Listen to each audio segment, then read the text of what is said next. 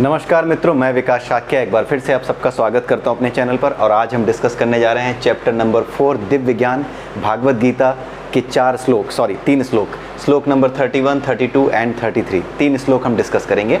और उससे पहले हर बार की तरह जैसे कि जब हम वीडियो शुरू करते हैं तो एक मैसेज हम आपको कन्वे करते हैं, तो वही मैसेज मैं एक बार फिर से आपको कन्वे करना चाहता हूं कि अगर आपको भागवत गीता के सभी श्लोकों को सही से समझना है, सभी चैप्टर्स को ठीक से समझना है, श्लोकों के सही अर्थ आपको समझ में आने हैं, तो उसके लिए बहुत ज़रूरी है कि आप सबसे पहले चैप्टर नंबर 13 और 14 ये 2 चैप्टर्स आप पढ़ जाएं। क्योंकि इन 2 चैप्टर्स में परा अपरा, प्रकृति के 3 गुण, प्रकृति के 24 तत्व, मन बुद्धि अहंकार, शरीर के 5 कोश और इन 5 कोशों पर प्रकृति के तत्वों और प्रकृति के गुणों का क्या प्रभाव पड़ता है इसके बारे में डिटेल में बताया गया है। ठीक है, एक तो ये 2 चैप्टर आप पढ़ जाइए। उसके अलावा अगर आपको मौका मिलता है तो 3 उपनिषद हैं, मुंडक उपनिषद, मांडूक्य उपनिषद और केन उपनिषद। अगर ये 3 उपनिषद भी आप पढ़ जाते हैं तो ये कॉन्सेप्ट्स और भी ज़्यादा आपके क्लियर हो जाएंगे। ठीक है, और तीसरी बात ये कि भागवत गीता को हमने एक पर्टिकुलर सीक्वेंस में पढ़ा है। हम इसको पहले चैप्टर से 18वें चैप्टर की ओर नहीं ले गए हैं।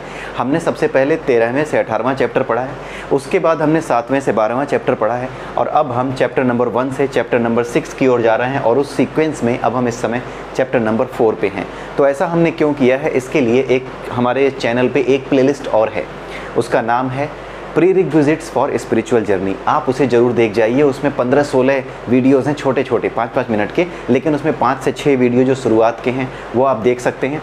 और उसका सीक्वेंस ऐसा क्यों रखा है हमने कि 13वें से 18वां पहला पढ़ा है, वो तो चैप्टर नंबर 13 की जो हमारी प्लेलिस्ट है उसमें भी आपको स्टार्ट में डिटेल में मिल जाएगा कि क्यों हमने ऐसा किया है।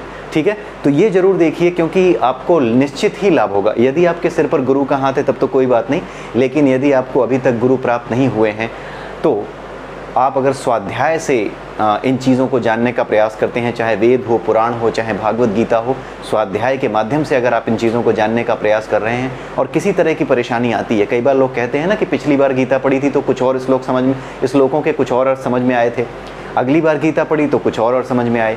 हर व्यक्ति को अलग अलग अर्थ समझ में आता है, उसका कारण पता होना चाहिए। उसके कारण के बिना जाने बिना जब भी आप इन श्लोकों को अलग अलग तरीके से पढ़ते हैं, अलग अलग व्यक्ति जब इनको पढ़ते हैं तो भागवत गीता के हर श्लोक का अलग अर्थ अलग अलग व्यक्ति को समझ में आता है।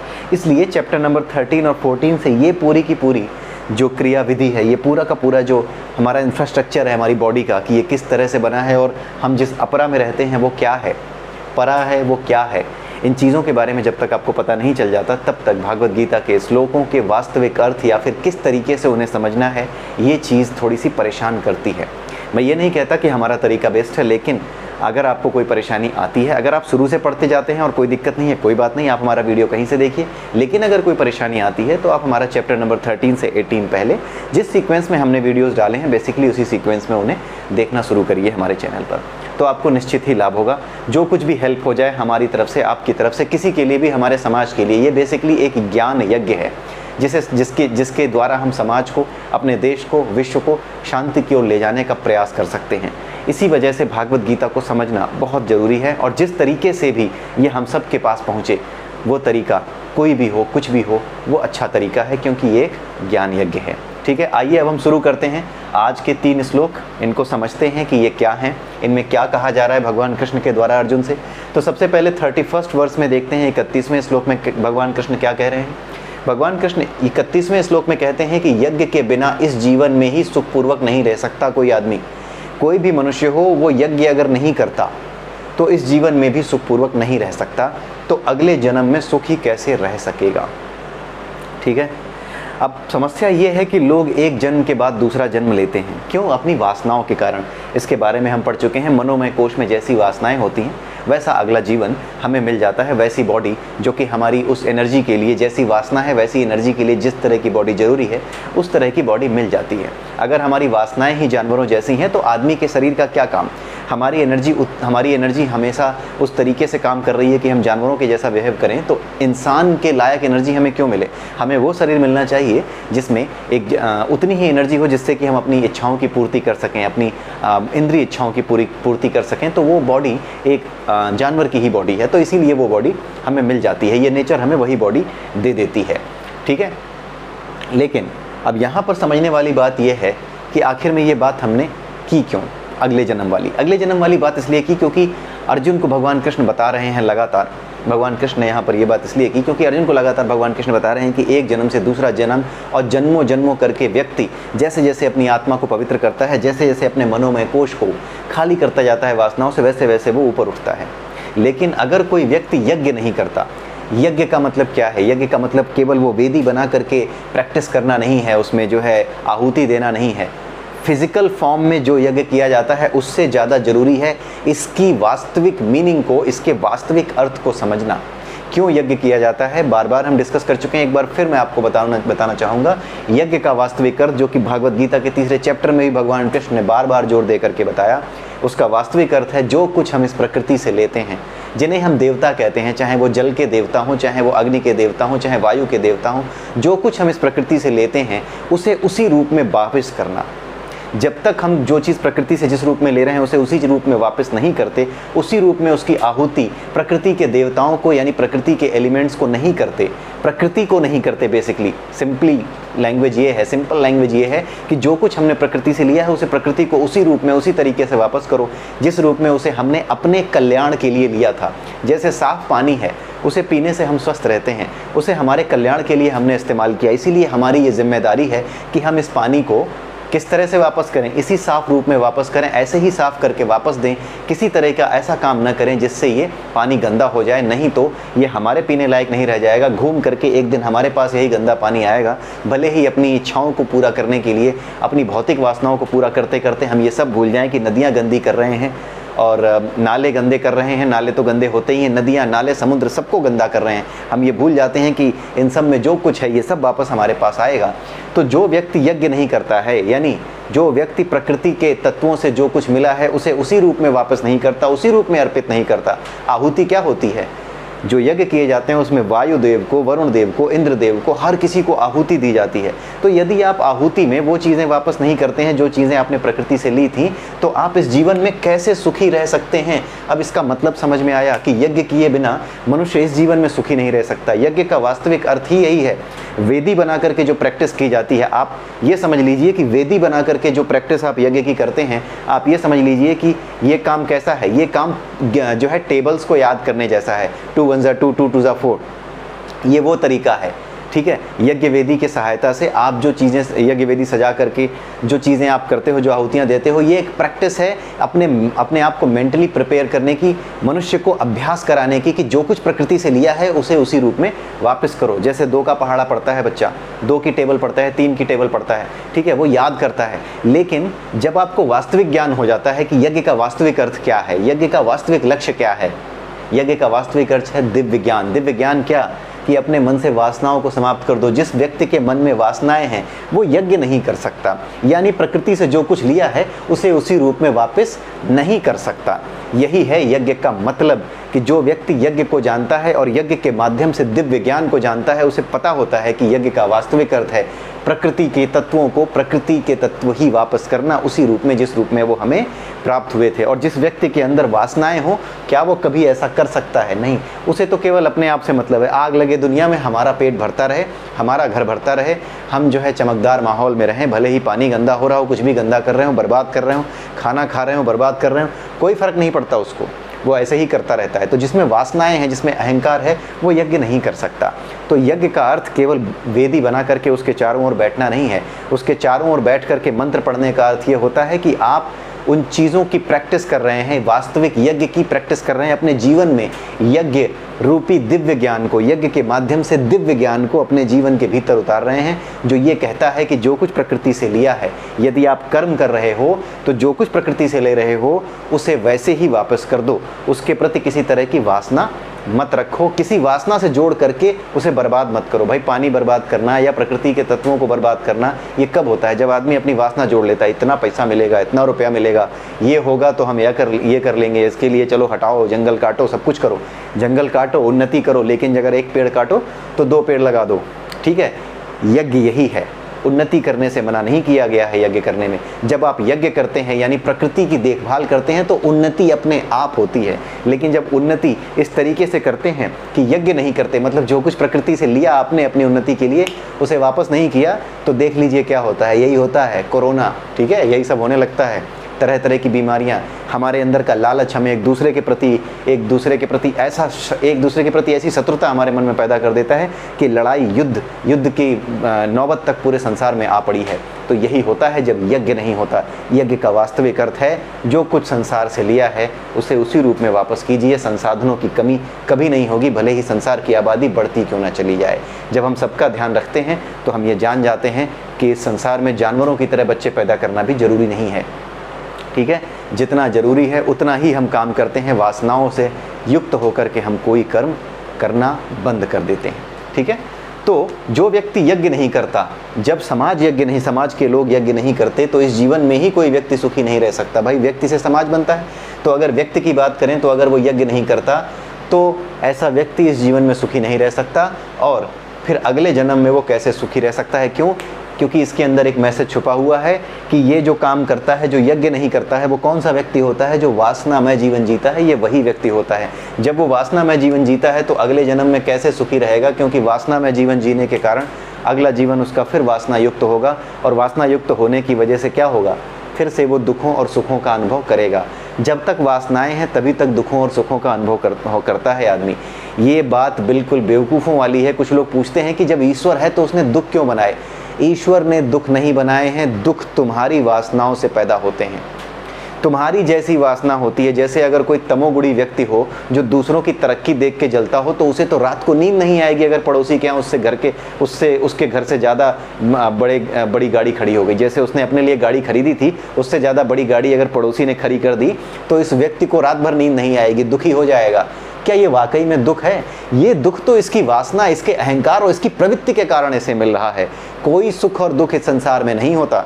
इस संसार में न सुख है न दुख है, ये केवल हमारी मन स्थिति है। किस वजह से? हमारी वासनाओं को जीने की वजह से। जब तक हम वासनाओं को जीते हैं तब तक सुख और दुख का एहसास होता है। न ईश्वर ने सुख बनाया है न दुख बनाया है। जो मूर्ख होते हैं, जो बेवकूफ़ होते हैं, जो अज्ञानी होते हैं, वही ये कहते हैं, वही ये प्रश्न पूछते हैं कि जब ईश्वर है तो दुख क्यों बनाया उसने? ऐसे लोगों को ये पता ही नहीं चलता कि दुख ईश्वर ने नहीं, ये उसका स्वयं का निर्मित किया हुआ है। ठीक है, तो यही चीज़ भगवान कृष्ण यहाँ पे समझाना चाह रहे हैं कि जो यज्ञ नहीं करता वो कैसा होता है? वासनाओं से युक्त व्यक्ति होता है। आप समझ सकते हैं कि वासनाओं से युक्त व्यक्ति यज्ञ नहीं कर सकता। जब वो यज्ञ नहीं कर सकता, वासनाएं यानी कि छोड़ नहीं सकता, तो वासनाओं के अंतर्गत उसे फिर से अगला जीवन मिलेगा जो उसे सुखों और दुखों का अनुभव कराएगा। तो जब इस जीवन में वो सुखी नहीं रहा बिना यज्ञ किए, तो अगले जीवन में भी वो सुखी नहीं रह पाएगा। इतना सा मतलब है। ठीक है, 32वें श्लोक में भगवान कृष्ण क्या कहते हैं? सभी यज्ञ वेद सम्मत एवं विभिन्न प्रकार के कर्मों से उत्पन्न हैं। जितने भी यज्ञ हैं, भगवान कृष्ण कह रहे हैं कि वो सब वेद सम्मत हैं, वो सब वेद में बताए गए हैं। वेदों में सारी चीज़ें बताई गई हैं, और जितने भी यज्ञ हैं वो वेदों के सम्मत, यानी बिल्कुल उसके द्वारा इस तरीके से बताए गए हैं वेदों के द्वारा कि वो आपकी उन्नति के लिए पर्याप्त हैं। ठीक है, और विभिन्न प्रकार के कर्मों से उत्पन्न हैं। अब देखिए यहाँ पे वही बात आ गई ना, जैसे कर्म आप करते हैं वैसे ही यज्ञ आपको करने पड़ते हैं। अगर आप संसारी हैं, मान लीजिए आप व्यापारी हैं, आपने क्या किया? प्रकृति कोई एक ऐसा प्लांट लगाया जिसकी वजह से आसपास का पानी गंदा हो रहा है गंदा। मान लीजिए ऐसा प्लांट लगा दिया कि आसपास का पानी जो नदियों नालों में बह रहा है या फिर घरों में जा रहा है जो पानी नदियों के माध्यम से, वहाँ पर आपकी फैक्ट्री का गंदा पानी मिल रहा है। अब आपने क्या किया? फैक्ट्री का गंदा पानी उसमें मिलाना तो शुरू कर दिया, लेकिन आपने ये नहीं सोचा कि अपने लाभ के लिए, अपने पैसे कमाने के लिए, एक व्यापारी होने के नाते आपने अपना लाभ तो कमा लिया, लेकिन जिस पानी को आप गंदा कर रहे थे, क्या उसको शुद्ध करने का आपने कोई उपाय किया? इसीलिए यहाँ पर लिखा है कि कर्मों से उत्पन्न होते हैं यज्ञ। जिस तरह के कर्म आप करते हैं उसी तरह का यज्ञ आपको करना होगा। यानी यदि आप ऐसा कुछ कर रहे हैं जिससे कि पानी का नुकसान हो सकता है, तो पानी आपके जीवन का आवश्यक अंग है जिसे आप पीने के लिए इस्तेमाल में लेते हो, इसलिए यज्ञ करो। यानी उस पानी को जिसे तुम गंदा कर रहे हो, वहाँ पर गंदा पानी ना पहुँचाने की बजाय साफ़ पानी पहुँचाने की, या इस गंदे पानी को साफ़ करने की कोई व्यवस्था ज़रूर करो, ताकि वो उस पानी को गंदा ना करे जो कल को घूम के तुम्हारे पीने के काम आने वाला है। तो यही दिक्कत है। यही भगवान कृष्ण बता रहे हैं कि सभी यज्ञ, जितने भी यज्ञ हैं, अलग अलग कर्मों से उत्पन्न हैं। जैसे कर्म करोगे वैसे ही ये चीज़ें उत्पन्न होंगी। अगर कोई युद्ध कर रहा है, क्षत्रिय है, तो वो क्या कर रहा है? वो शांति को एक तरीके से कुछ समय के लिए, भले ही धर्म की तरफ से आप युद्ध कर रहे हो, अगर आप धर्म युद्ध भी कर रहे हो, धर्म की तरफ से आप युद्ध कर रहे हो, तो भी जब तक युद्ध चलेगा तब तक संसार में शांति क्या रहेगी? ठप रहेगी। नहीं रहेगी शांति। यानी थोड़ी देर के लिए आपने शांति को खींच लिया है युद्ध के समय। इसीलिए यज्ञ का वास्तविक अर्थ क्या है? शांति जो कि आपने खींच ली है। अगर आप युद्ध करते हैं, युद्ध भी एक कर्म है, युद्ध करते समय जिस शांति को आपने खींचा है संसार से, इस युद्ध के बाद ये शांति संसार को वापस मिल जानी चाहिए। अगर इस युद्ध के बाद ये शांति संसार को वापस नहीं मिलने वाली है तो आप धर्म युद्ध नहीं कर रहे हो, आप अधर्म के लिए युद्ध कर रहे हो। सीधी सी बात है। अगर आपने कोई ऐसी लड़ाई लड़ी है कि लड़ने के बाद आप समाज में एक ऐसी व्यवस्था बनाओगे जहां औरतें नहीं पढ़ सकती, उनके गले काट दोगे, ठीक है, कोई जो है दाढ़ी नहीं कटवा सकता, उनको काट डालोगे, मार डालोगे, या कुछ इसी तरह की कोई भी चीज़ कर लोगे, जैसे कि आजकल आप देख रहे होंगे अफगानिस्तान में, वो अधर्म ही है। और यहाँ तक कि कोई मुस्लिम भी उनके इन कामों से इत्तेफाक नहीं रखता होगा। अगर इत्तेफाक रखता होगा तो उसकी सोच विकृत है, गलत है उसकी सोच, ठीक है। तो इसी प्रकार की चीज़ भगवान कृष्ण कह रहे हैं कि कोई भी यज्ञ अगर तुम करते हो तो इस तरीके से करो कि तुम्हारा जो कर्म है उसके साथ सिंक में रहे। जो कुछ आपके कर्म जो कुछ संसार से ले रहे हैं वही उस संसार को वापस करते हुए दिखें, वही उस संसार को वापस करें। और ऐसा काम कौन कर सकता है? जिसके अंदर वासनाएं ना हो, जो लालची होगा वो कैसे वापस करेगा? जिसके मन में केवल लालच है वो तो कहेगा अरे नहीं यार, ये प्लांट लगाएंगे, वाटर ट्रीटमेंट प्लांट लगाएंगे, सीवेज ट्रीटमेंट प्लांट लगाएंगे, तो ये तो जो है पानी को साफ करने में जो पैसा खर्च हो जाएगा, मेरा मुनाफा तो कम रह जाएगा। तो ऐसा वासनामय व्यक्ति क्या कभी यज्ञ कर सकता है? नहीं कर सकता। इसी को यज्ञ कहा जाता है। जो कुछ संसार से लिया है उसे उसी रूप में वापस करो, ताकि सभी प्राणियों को, यहाँ तक कि खुद तुम्हें भी, वो सब उसी रूप में वापस मिलता रहे। नहीं तो एक दिन सब खत्म हो जाएगा, ठीक है। तो भगवान कृष्ण यही कह रहे हैं कि जितने भी यज्ञ हैं वो वेद सम्मत हैं। उन्हें इसी रूप में जानने पर, यानी इस रूप में ही जानने पर कि जिस तरह के कर्म करते हो उसी हिसाब से तुम्हें यज्ञ करने होते हैं, ठीक है। इस रूप में जानने से तुम मुक्त हो जाओगे। यानी जब यज्ञ के इस वास्तविक अर्थ को जान जाओगे तो ही तुम मुक्त हो पाओगे। और ये बड़ी सिंपल सी और बड़ी अच्छी सी बात है जो भगवान कृष्ण ने यहाँ पर इतने छोटे से शब्दों में कह दी है। आई होप कि आपको समझ में आ रहा होगा। कुछ खास इतना टफ नहीं है। अगर ये चीज़ आपकी समझ में आती है ना, तो भागवत गीता, भगवान का आशीर्वाद आपके ऊपर हमेशा बना रहेगा और ये चीज़ें हमेशा आपको समझ में आएंगी ही आएंगी। ऐसा हो नहीं सकता कि आप इनके अर्थ ना निकाल पाओ। भगवान कृष्ण का एक श्लोक है 3रे चैप्टर में, जिसमें भगवान कृष्ण कहते हैं कि कुछ लोग ऐसे होते हैं जो वेदों की अलंकारिक भाषा से मोहित हो जाते हैं, और उस अलंकारिक भाषा से मोहित होकर के वो ये सोचते हैं कि वेदों का उद्देश्य, यज्ञ का उद्देश्य अपने लिए अधिक से अधिक धन संपत्ति अर्जित करना है। ऐसा नहीं है। संसार में जितना भी पाखंड है अज्ञान की वजह से है। अगर कोई नास्तिक भी है और उसे लगता है कि यहाँ पर सारी चीज़ें गलत बताई गई हैं, तो इसीलिए लगता है क्योंकि उसे वास्तविक ज्ञान मिला नहीं है। उसे वो चीज़ें दिखी नहीं लोगों के भीतर कि वो ये कह सके कि हाँ ये कुछ अच्छा है भी। कभी ये आचरण क्या हम में दिखाई दिया, क्या समाज में दिखाई दिया? कहने को हम सनातन धर्म के मानने वाले लोग हैं, हिंदू धर्म के लोग हैं, लेकिन क्या हम में से बहुत से लोग वाकई में यज्ञ कर रहे हैं? नहीं कर रहे हैं। उन्नति करने का अर्थ ये नहीं है कि आप यज्ञ बंद कर दें, और यज्ञ करने का यानी जो कुछ प्रकृति से लिया है उसे प्रकृति को वापस करने का अर्थ ये नहीं है कि आप प्रगति करना बंद कर दें। प्रगति कीजिए, लेकिन कैसी? सस्टेनेबल डेवलपमेंट गोल, जिसकी बात हमारा देश करता है, जिसकी बात आज पूरी दुनिया कर रही है, सस्टेनेबल डेवलपमेंट, ठीक है। उसी की बात यहाँ पर की जा रही है। सस्टेनेबल डेवलपमेंट और कुछ नहीं है, वास्तविक अर्थों में यज्ञ है, जहाँ पर मनुष्य अपने स्वार्थ का त्याग करके, सबके विषय में सोच करके, जरा से मुनाफे का त्याग करके, वो सबके विषय में सोच करके पेड़ पौधों और इस प्रकृति को सुरक्षित रखता है। उसी रूप में इस प्रकृति को वापस करता है जिस रूप में प्रकृति ने हमें दिया था। क्योंकि अगर हम प्रकृति को उस रूप में वापस नहीं करेंगे तो प्रकृति का कुछ नहीं होगा। प्रकृति हमें पीट पाट करके, मार करके, हमारी प्रजाति को समाप्त करके अपने आप को सही कर लेगी। आपने देखा होगा कि जब कोरोना आया था, जब लॉकडाउन लगा था, 21 दिन में यहाँ दिल्ली में यमुना साफ हो गई थी, पानी साफ दिखने लगा था। कारण क्या है? क्योंकि ये गंदगी हम ही कर रहे हैं। प्रकृति जिस दिन आती है अपनी उस पर कि अब मुझे अपना रूप दिखाना है, वो सब बराबर कर लेती है। उसे कुछ नहीं करना पड़ता। वो सबसे ताकतवर है क्योंकि वो ईश्वर की अपरा शक्ति है, वो ईश्वर की शक्ति है। आप प्रकृति से लड़ते हो तो आप किसी जो है जानवर से या पेड़ पौधों से या किसी ऐसी चीज़ से नहीं लड़ रहे हो जिसको आप जीत सकते हो। आप प्रकृति से लड़ रहे हो जो कि परमात्मा की अपरा शक्ति है। कैसे जीतोगे? नहीं जीत सकते। इस साइंस को समझिए, नहीं जीत सकते। इसलिए सस्टेनेबल डेवलपमेंट की ओर पूरी दुनिया को जाना चाहिए। आइए देखते हैं 33वें श्लोक में, आज के आखिरी श्लोक में भगवान कृष्ण एक सिंपल सा मैसेज दे रहे हैं, सिंपल सा कॉन्सेप्ट बता रहे हैं, सिंपल सी फिलॉसफी बता रहे हैं अर्जुन को कि हे परंतप, अब यहाँ पर जरा परंतप समझिए। हमने बार बार ये डिस्कस किया है कि भगवान कृष्ण और अर्जुन को अलग अलग नामों से भागवत गीता के अंदर संबोधित किया गया है, और जिस जगह पर, जिस श्लोक में, जिस जगह पर उनको विशेष नामों से संबोधित किया गया है उसका एक उद्देश्य है, कुछ बताने का उद्देश्य है। यहाँ पर क्या बताना चाह रहे हैं? परंतप यूज किया गया है। परंतप का अर्थ है शत्रुओं पर पूरी मजबूती से विजय प्राप्त करने वाला, उसे परंतप कहा जाता है। यहाँ पर भगवान कृष्ण ने अर्जुन को परंतप क्यों कहा है, आइए देखते हैं इस श्लोक के माध्यम से। भगवान कृष्ण कहते हैं कि जो द्रव्य यज्ञ है वो ज्ञान यज्ञ से श्रेष्ठ होता है। द्रव्य यज्ञ से ज्ञान यज्ञ श्रेष्ठ होता है। द्रव्य यज्ञ क्या होता है? जहाँ पर लोग क्या करते हैं, अपने रुपए पैसे का दान कर देते हैं, अपनी कमाई हुई संपत्ति को दान करते हैं। साल भर में राजा पता चला कि गरीबों को अपने जो है हीरे जवाहरात अपने जो है खजाने से निकाल करके देता है, ठीक है। तो ये क्या होता है? ये द्रव्य यज्ञ होता है। द्रव्य यानी धन। जब हम धन को देते हैं, समाज में बांटते हैं यज्ञ करते समय, तो इसे द्रव्य यज्ञ कहते हैं। यानी समाज से जो कुछ कमाया है उसे समाज को ही देना, इसे द्रव्य यज्ञ कहते हैं। आप जब टैक्स देते हैं तो बिल्कुल चोरी का विचार अपने मन में बिल्कुल मत लाइए टैक्स चोरी का, क्योंकि आप टैक्स दे करके द्रव्य यज्ञ ही कर रहे होते हैं। ये भी एक पवित्र यज्ञ है, क्योंकि आपके टैक्स से ही न जाने कितने गरीबों, भूखे बच्चों और किसानों और हमारे देश के जितने भी लोग हैं उनके लिए, जो वंचित हैं, उनके लिए कितनी योजनाएं बनती हैं। तो ये एक प्रकार का द्रव्य यज्ञ ही है।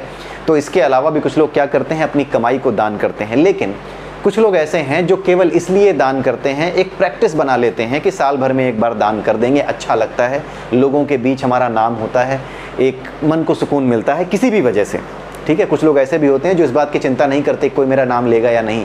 कुछ लोग गुप्त दानी भी होते हैं, गुप्त रूप से दान कर देते हैं, ये द्रव्य यज्ञ ही है। तो जो लोग द्रव्य यज्ञ करते हैं उनसे ज़्यादा श्रेष्ठ कौन है? जो ज्ञान यज्ञ करते हैं, ठीक है। ज्ञान यज्ञ ज़्यादा श्रेष्ठ है। ज्ञान यज्ञ क्या है? ज्ञान यज्ञ कुछ अलग से नहीं है। जब आप इस कॉन्सेप्ट को जान रहे होते हैं कि यज्ञ अंत में कहाँ ले जाता है, वासनाओं से दूर ले जाकर कहाँ मिलाता है, आपको वास्तविक ज्ञान से आपकी मुलाकात कराता है, इसी को क्या कहा जाता है? ज्ञान यज्ञ करना। यही वजह है कि जब भी आप यज्ञ करते हैं द्रव्य का, तो उसमें कई बार लोग बस ऐसे ही करते हैं क्योंकि बताया गया है तो वो करते रहते हैं। लेकिन जब व्यक्ति ये जानता है कि द्रव्य का दान इसलिए करना है ताकि वासनाओं से मुक्त होने की प्रैक्टिस की जा सके, अंततः वासनाओं से मुक्त होना है। वासनाओं के बीज जब मनोमय कोश से निकल जाएंगे तो उसके भीतर जो आनंद ज्ञानमय कोश है, वो ज्ञानमय कोश अपने आप प्रकाशमान हो जाएगा, दिखने लगेगा। तो ऐसा यज्ञ क्या हो जाता है? कोई भी यज्ञ करो, ये सब अंत में कौन से ज्ञान में परिणित होते हैं, कौन से ज्ञान में बदल जाते हैं? दिव्य ज्ञान में बदल जाते हैं, वो ज्ञान जो कि परमात्मा का वास्तविक ज्ञान है। तो इसी चीज़ को भगवान कृष्ण यहाँ पर कह रहे हैं कि हे परंतप। परंतप क्यों कह रहे हैं? ऐसा व्यक्ति जो कि शत्रुओं को युद्ध में बड़ी ही मजबूती के साथ नष्ट करता है, उसे परंतप कहा जाता है। इसीलिए यहाँ पर जब ज्ञान की बात की भगवान कृष्ण ने, तो उन्होंने परंतप इसलिए कहा क्योंकि अर्जुन एक ऐसा व्यक्ति है जिस तरीके से वो अपने शत्रुओं को पराजित कर सकता है, उसी प्रकार से वो अज्ञान को पराजित कर सकता है। इस अज्ञान को पराजित कर सकता है जो बिना ज्ञान का यज्ञ है। यानी द्रव्य यज्ञ इसलिए कर रहे हैं कि हाँ चलो एक बार जो है इतना पैसा दान कर देना है, किसी कुत्ते को मीठी रोटी खिला देना है। ये जो दान है ये सिर्फ टोटके की तरह न रह जाएं, कर्मकांड न रह जाएं, बल्कि वास्तविक ज्ञान कि हम ऐसा क्यों कर रहे हैं ये पता लग जाए, इसी को ज्ञान यज्ञ कहा जाता है। तो ज्ञान यज्ञ कुछ नहीं है, ये सभी प्रकार के यज्ञों का वास्तविक अर्थ को जानना ही ज्ञान यज्ञ है। वास्तविक अर्थ को जानते हुए यज्ञ के वास्तविक, किसी भी तरह के यज्ञ के वास्तविक अर्थ को जानते हुए यज्ञ करना ज्ञान यज्ञ में बदल जाता है। यही चीज़ यहाँ पर समझाई गई है। अंततः सारे कर्म यज्ञों का यहाँ पे बात आई ना, जितने भी कर्म करते हो उसके बदले में जो भी यज्ञ करने पड़ते हैं, उन सब का अवसान यानी वो सब जा करके कहाँ मिलते हैं? दिव्य ज्ञान में मिलते हैं। बड़ा सिंपल सा कॉन्सेप्ट है। जो यज्ञ, सबसे सिंपल सी चीज़ है, यज्ञ कौन कर सकता है? जिसकी वासनाएं नष्ट हो गई हो, या फिर जिसे वासनाएं नष्ट करनी हो, उसकी प्रैक्टिस करनी हो, त्यागी बनना हो, अपने सभी कमाए हुए धन की, संपत्ति की समाज के लिए उसको जो है दान करना हो, समाज के कार्यों में लगाना हो, वंचितों के, शोषितों के हित में लगाना हो। तो ये सब काम कौन कर सकता है? ये सब काम केवल और केवल वो व्यक्ति कर सकता है जो वासना से मुक्त हो या वासना से छूटना चाहता हो, इसलिए करता है वो। ठीक है, तो जो व्यक्ति वासना से छूटना चाहता है, ऐसा व्यक्ति चाहे जैसे भी कर्म करे, अगर वो कर्म यज्ञ करता है यानी कर्म के बदले जैसे यज्ञ उसे करने चाहिए, उन सब का अवसान किस में हो जाता है? वो सब जाके अंत में कहाँ परिवर्तित हो जाते हैं? दिव्य ज्ञान में परिवर्तित हो जाते हैं। अगर कोई व्यक्ति ज्ञान भी प्राप्त कर रहा है, जैसे गौतम बुद्ध थे, उन्होंने ज्ञान प्राप्त किया तो उन्होंने इस प्रकृति से ध्यान लगा करके जो ज्ञान प्राप्त किया, जो भी ज्ञान उन्हें प्राप्त हुआ, जिसकी वजह से उन्हें अपना बोध हुआ, इस बोध रूपी ज्ञान को लेकर के वो बैठे नहीं। इस प्रकृति से जो कुछ उन्होंने लिया, यानी इस वास्तविक ज्ञान को जो लिया उन्होंने, उसको उठ करके उन्होंने पूरे विश्व में घूम घूम करके जहाँ भी वो जा सकते थे वहाँ जा करके उन्होंने उस ज्ञान के उद्देश्य को और उस ज्ञान के स्वरूप को अपने भक्तों के बीच रखा, अपने जो फॉलोअर्स थे, जो अनुयायी थे, उनके बीच रखा। तो उन्होंने क्या किया?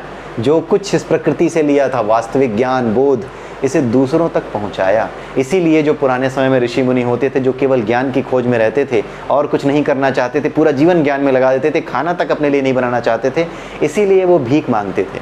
भीख मांगते थे जब वो, तो भीख मांगते समय साथ में कोई न कोई ऐसी ज्ञान की बात या कोई गीता का श्लोक या कोई चीज़ जो वास्तविक ज्ञान रखती हो, जो कि गृहस्थों के काम आ सके, उन लोगों के काम आ सके जो यज्ञ किए बिना कर्म कर रहे हैं, उनके काम आ सके, ऐसी बातें उनको बताया करते थे। इसीलिए वो इस तरह से रहा करते थे, वो भिखारी नहीं होते थे। उन्होंने अपना कर्म क्षेत्र ही ऐसा चुना होता था कि ज्ञान प्राप्त करना है और उससे संसार को लाभ करवाना है। ठीक है, तो आई होप कि आप जो है इसका मतलब समझ गए होंगे कि ज्ञान यज्ञ क्यों श्रेष्ठ है और परंतप क्यों कहा। जिस तरह से अर्जुन शत्रुओं को पराजित कर सकता है, उसी तरह से अर्जुन अज्ञान को भी पराजित कर सकता है और इस वास्तविक ज्ञान को समझ सकता है कि द्रव्य यज्ञ से ज्ञान यज्ञ श्रेष्ठ क्यों है। इसीलिए उसी में क्षमता है। एक ऐसा व्यक्ति जो हर तरह के शत्रु को हरा सके, वो अज्ञान को भी हरा देगा, इतना ताकतवर है अर्जुन। तो उसको संदेश दिया जा रहा है भगवान कृष्ण के द्वारा कि जैसे अपने शत्रुओं को पटक पटक के मारते हो, वैसे ही अज्ञान को भी पटक के धो दो। ये चीज़ भगवान कृष्ण ने अर्जुन को समझाई। यहाँ पर लास्ट में जो किताब मैं रेफ़र करता हूँ, एक दो जो हमारी भागवत गीता की है, उसमें एक किताब है आपकी जो इस्कॉन सोसाइटी की है, उसमें ये लाइन बड़ी अच्छी लगी थी मुझे, जो कि अभी हमने डिस्कस भी की, कि ज्ञान विहीन यज्ञ, अगर यज्ञ के माध्यम से आपको ज्ञान नहीं हो रहा, आपको ये ज्ञान है ही नहीं कि यज्ञ क्यों कर रहे हो, तो भौतिक स्तर पर ही ये यज्ञ रह जाता है। ये यज्ञ केवल भौतिक स्तर पर ही रह जाता है। आप केवल रुपए पैसे बांट करके भौतिकता में ही आगे बढ़ते रहोगे।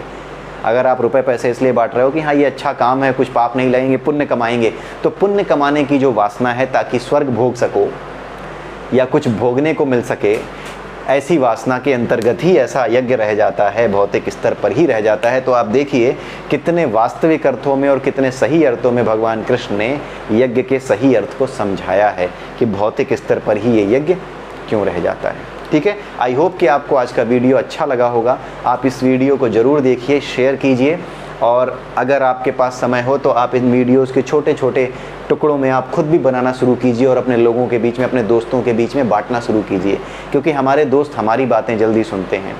किसी और की कोई चीज़ रेफ़र कर दोगे जिसमें 15-20 मिनट का मटेरियल हो वीडियो में, तो वो नहीं कोई देखेगा। लेकिन अगर आप बताएं कि आपने कुछ बनाया है, देखो, तो चांसेस बढ़ जाते हैं। तो इस चांस को बढ़ाइए, बनाइए और अपने दोस्तों के बीच पहुंचाइए, अपने साथियों के बीच, अपने परिवार के बीच इन बातों को पहुंचाइए। ठीक है, तो इसी के साथ आज का ये वीडियो समाप्त होता है। अगले वीडियो में फिर मिलेंगे, तब तक के लिए नमस्कार। जय श्री राधे, जय श्री कृष्णा।